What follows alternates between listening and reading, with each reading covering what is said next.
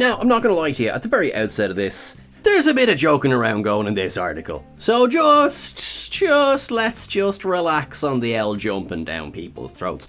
I am Sean Ferrick for TrekCulture, and here are 10 times Voyager could have got home. Number 10, Caretaker using the array to get home. Okay, this is the most obvious entry on this list, using the Caretaker's array to get home in the very first episode.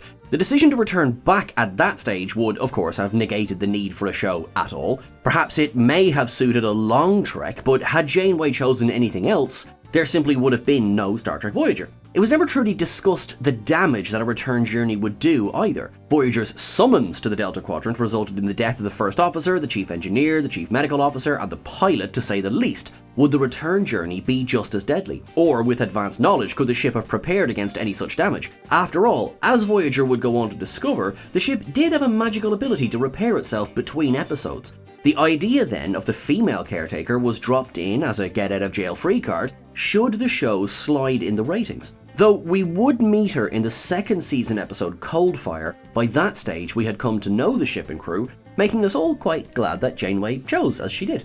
Number 9. Eye of the Needle, Temporal Displacement. This option is tinged with a little bit of tragedy. Yes, the crew could have gotten home to the Alpha Quadrant, but only by either causing huge changes in the timeline or hiding away in private for 20 years. The micro-wormhole that Kim discovers not only connects them with Telek Ramor of the Romulan Astrophysical Academy, but also with the year 2351. Once Janeway learns of this, she's crushed, as until that moment the crew had been hopeful they could simply beam through the wormhole and get home the quick way, even though it would have meant abandoning the ship and the EMH with it. The unfortunate but inevitable decision to remain in the Delta Quadrant is made slightly more bearable by the promise that Ramor will transfer messages to their loved ones once his time catches up to theirs. Tuvok, ever the glass half full Vulcan, then informs the captain that Ramor dies in 2367, 4 years before Voyager left for the Badlands. Number 8. Timeless, Voyager only. So this is one entry where we're just looking at the ship herself. The events of Timeless see an older Chakotay and Harry Kim discover the frozen, yet very well preserved, remains of the ship and crew on a Class L planet on the border of the Alpha Quadrant. We discover that, having cracked the code for slipstream travel in the past, Voyager actually did make it to the Alpha Quadrant, only to spin out of control, attempt an emergency landing, and the entire crew, bar Chakotay and Kim, lost their lives. Technically, Voyager did make it back to the Alpha Quadrant, and the title of this article is 10 times Voyager could have got home. Okay, so the audience might have struggled a little with the idea of bringing the ship back, but without her crew, who we had come to know and love. But also, with every new series, we learn to love a new crew. It might be cold, but I bet the poor ship was cold on that planet for so long. Number 7. Prime Factors, Sakarian Tech. The Prime Directive really can be a bit of a pain in the hoop, can't it? It certainly was never written with Voyager's predicament in mind, so it absolutely would not have a provision for the discovery of technology that could get a stranded crew home, even if some light fingers were required. Let's put that aside for the moment. Seska and Torres managed to get some Sakarian technology, despite the race's refusal to share, and bring it aboard Voyager. Having spent next to no time studying the device, they plug it directly into the warp core and flick the switch. Naturally, the device threatens to destroy the ship, as the two technologies are incompatible. It's then not mentioned again for years. The device should at least have been scanned and studied to within an inch of its life, understood by the officers and thoroughly tested. The real barrier here, again bar the Prime Directive itself, was the urgency with which everything happened. Perhaps understandable, as Janeway would hardly have permitted the device, but still food for thought. As for the Sakarians themselves, well, at least a group of them must have paid the ultimate price, seeing as the Borg had acquired this technology by the late 24th century. Well, maybe if that helped, Admiral Janeway might have gone back further in time to warn them. Oh well. Number 6. Dark Frontier, Borg Transwarp Coil. This one hurts because, in all fairness to the crew of Voyager, it really had a good chance of succeeding. The plan to go after the Borg of all races and attempt to steal technology, well, frankly, that's a plan with more guts than a butcher's floor. Yet, perhaps a little unsurprisingly, the Borg were one step ahead. The thing is, Voyager actually does get a transwarp coil. So, on the one hand, the plan was a success. However, the Borg Queen had other plans, specifically for 7 of 9. Tapping into the former drone's fears, she manages to gaslight her into returning to the collective, even if she has to pretend 7's individuality means something to her. That leaves Janeway with a conundrum. Here they have a Borg coil ready to get them almost all the way home. However, one of the crew is captured, so it seems like an open and shut case. But does it? From Janeway's point of view, she saw Seven choose to stay behind with the Borg. She had already made the unilateral decision to strand Voyager in the Delta Quadrant to begin with, so honestly, no one would blame her if she washed her hands of Seven altogether. However, this is Star Trek, and that's about as likely to happen as Quark handing out sweets to children. At least they were able to salvage some of the Transwarp coil's capacity and knock a few years off the journey. Number 5. Equinox Abandon Their morals. This may be the least likely, yet still, technically it counts as a way for the ship and crew to make it home. When Voyager encounters the USS Equinox, they quickly discover that the smaller Nova-class ship has been making use of some very shady dealings to boost its engine capacity. They've been harvesting the remains of nucleogenic aliens who can't survive in our plane of existence. This boosts the warp core like nitro in a car engine, with one rather large catch. The murder of these aliens does not go unnoticed. By the time the Equinox catches up to Voyager, it has taken heavy damage, with quite a few of the crew having died in battle or been killed by these rightly pissed off aliens. Technically, the two crews could have worked together to streamline the process, reducing loss of life, and also discovered a way to encourage the aliens not to pursue. However, this writer is being informed by the bigwigs at TrekCulture that even making the suggestion may land me in some rather warm water, so instead I'll say this could have been a way for Voyager to get home, but aren't we all glad they didn't take the opportunity, right? Number 4.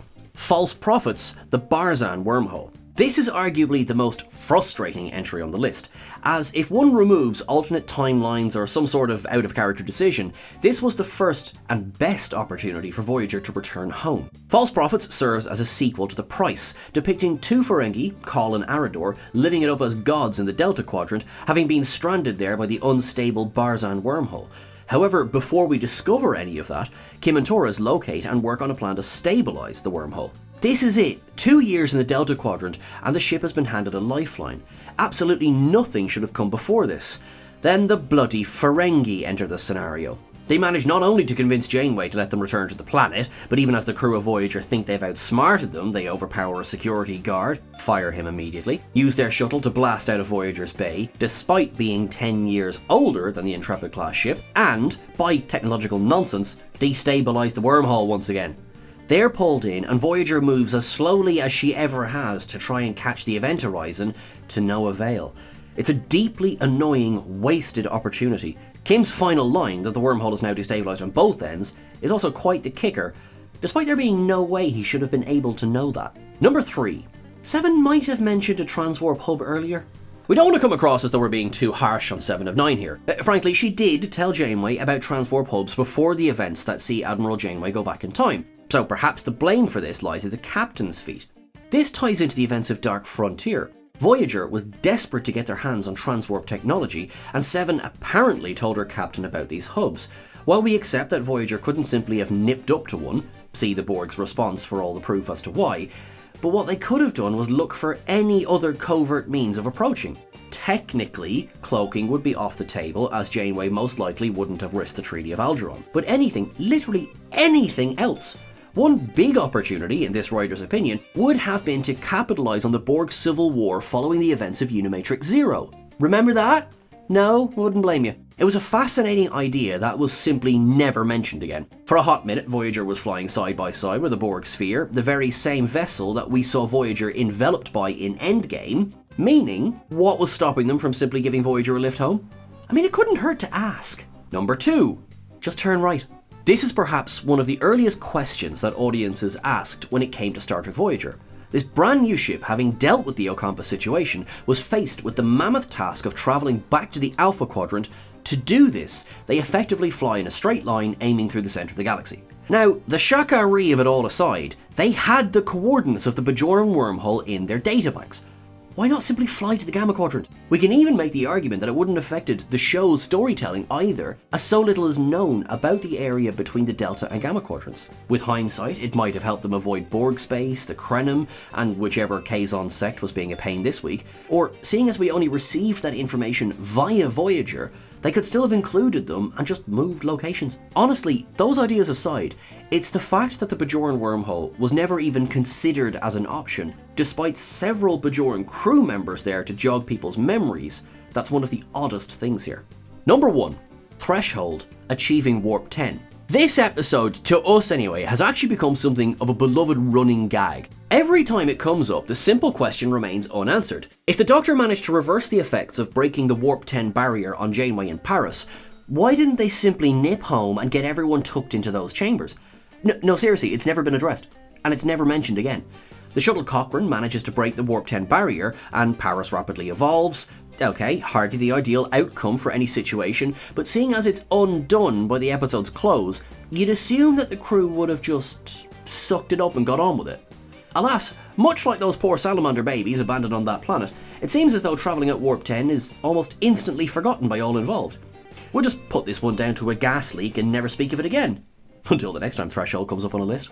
That's everything for our list today, folks. Thank you so much, and thank you to the incomparable Martin for editing this video. Remember to go and follow us over on socials, at TrekCulture on Twitter, at TrekCultureYT on Instagram. You can catch myself at Sean Ferrick on the various socials as well. As always, until you see me again, make sure that you live long and prosper, you look after yourself, look after your nearest and dearest, and look after everyone you come into contact with. To our friends in Ukraine, Slava Ukrainia, to everyone who's listening, just stay safe, and be happy. And if you need to reach out, please do. You're all awesome, you're all wonderful. Thanks very much. Bye.